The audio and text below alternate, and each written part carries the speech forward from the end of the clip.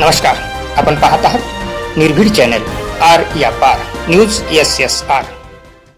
जय भारत, जय भीम, जय संविधान।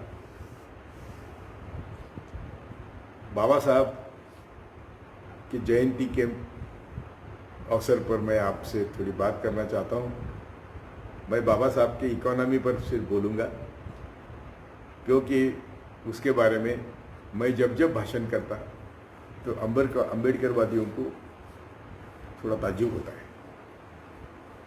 बाबा साहब का स्टेट्स एंड माइनॉरिटीज एक किताब 2 रुपये में मिलता था 1985, 82, 86 जब ये वॉल्यूम आए नहीं थे, और उसका दाखला देके मैंने औरंगाबाद में 6 दिसंबर 1985 में भाषण किया था कि बाबा साहब के जो संविधान स्टेट्स एंड माइनॉरिटीज़ का मॉडिफाइड फॉर्म डायरेक्टिव प्रिंसिपल में आया है, लेकिन बाबा साहब मूलभूत हमको हक देना चाहते थे कि हमें रोटी, कपड़ा, मकान, स्वास्थ्य और शिक्षा के लिए जो भी सामान लगता है उस पर न किसी ने मुनाफा कमाना चाहिए और वो सबको घर घर उपलब्ध होना चाहिए। ये बाबा साहब की मनीषा थी। इसलिए वो हमारा हमेशा के लिए वो कहते थे कि मैं संविधान अच्छा है बुरा है, ये जिनको इसके ऊपर अमल करना है वो तय करेंगे, और अमल करने वाले कौन है इसके ऊपर है। दुर्भाग्य से बाबा साहब जाने के बाद ये संविधान को जो जहरीली बीज कहते हैं उनके हाथ सत्ता है, और उनके हाथ में कोई भी पार्टी हो तो सत्ता उन्हीं के हाथ में। तो उसके कारण क्या हुआ कि हमेशा संविधान की धज्जियां उड़ाई गई। बाबा साहब का इतना सिंपल ये था कि मैं आने वाले पीढ़ियों का अर्थ नियोजन आने वाले क्या के हाथ में नहीं देना चाहता। उनको मालूम था कि सभी पूंजीवादी ये संसद में आएंगे और फिर गरीबों का कोई मसीहा नहीं रहेगा। इसलिए संसद ही संविधान ही आज तय करे कि यहाँ से आगे के पीढ़ियों को समाज में क्या स्थान है। तो इसलिए बाबा साहब ने ये दुनिया को आदर्श दिया था कि जो भी श्रमिक है, जमीन पर काम करता है, उसको रोटी, कपड़ा, मकान और स्वास्थ्य किसी ने मुनाफा न लेते हुए मिलना चाहिए। और ये बाबा साहब का आग्रह पंडित नेहरू को कबूल था। लेकिन उस समय जब घटना चल रही थी, घटना तैयार हो रही थी, तो ये RSS वाले देश जला रहे थे। ये धर्मांध शक्तियों ने देश में सभी जगह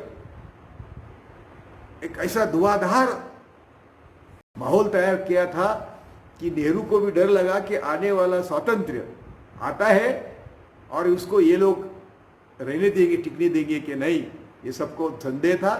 तो सबने बाबा साहब को कहा कि स्टेट्स एंड माइनॉरिटीज के सभी आप जो कहते हैं वो उसका अमल हम करेंगे, लेकिन 1-2 साल जाने दो, आपको हम नियोजन मंत्री करेंगे, अर्थ मंत्री करेंगे और आपके माध्यम से सब करवा लेंगे।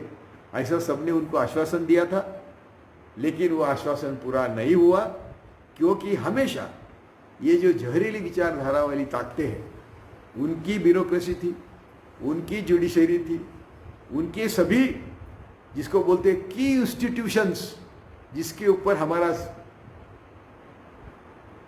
संविधान के अमल बजावनी और डेमोक्रेसी निर्भर है, वो सभी की इंस्टीट्यूशंस ये जहरीली विचारधारा जमात के पास थे, क्योंकि पढ़े लिखे वो थे। हमको बाबा साहब ने सबको बराबरी का दर्जा दिया। इससे उनका इतना माथा ठनका था कि उनको सूझ नहीं रही थी कि कैसा रिवेंज ले बाबा साहब के ऊपर। इसलिए बाबा साहब की अर्थनीति हम जब तक समझेंगे नहीं, हमें बाबा साहब क्या थे ये आप जो कर रहे हैं ना, आज हमारे कई बहुजनों के नेता अम्बेडकर के साथ सत्ता में है और वो कहते हैं कि मोदी अम्बेडकरवादी है। शर्म आनी चाहिए उनको बोलने की। ये बोलने में। बाबा साहब ने कहा था कि हमारा पावर भी, यानी राजनीति भी हमने पासंग जैसी करनी चाहिए। पासंग समझते हैं कि नहीं आप? सपोज 1 किलो वजन है, वो घसीट के और कम होता है तो उसको हम थोड़ा सा जोड़ देते हैं कुछ भी, तो वो पासंग बोलते हैं उसको। तो बाबा साहब ने कहा था कि हमारी राजनीति पासंग जैसी होनी चाहिए। सत्ता में जाना चाहिए, पर सत्ता पर दबाव रख के संविधान का अमल करवा लेना, अमलबजावनी करवा देना, ये हमारा काम होना चाहिए। तो बाबा साहब के जो अर्थनीति है, मैं आपको इस अवसर पर विनती करता हूँ कि सभी अंबेडकरवादी और सभी बहुजन, यानी इन शॉर्ट ओनली आर्य भटुकड़े छोड़ के सभी ने बाबा साहब का संविधान आत्मसात करना चाहिए, उनकी अर्थनीति आत्मसात करनी चाहिए। और आज के माहौल में उसकी तुलना हो गई तो आपको समझेंगे कि सभी कारोबार संविधान के खिलाफ चला है, बाबा साहब के नीति के खिलाफ चल रहा है। तो इसीलिए मैं आज इतना ही बोलूँगा, बाबा साहब दुनिया में सबसे विद्वान थे। उनकी सब परिस्थिति देख के जहाँ से आए और वो जहाँ पहुँचे, ये एक ऑर्डिनरी आदमी का काम नहीं। लेकिन सिर्फ बाबा साहब बहुत बड़े थे। जब तक बाबा साहब के विचार हम हमारे भेजे में नहीं लेंगे, तब तक उसका कुछ फायदा नहीं। जय भीम, जय संविधान।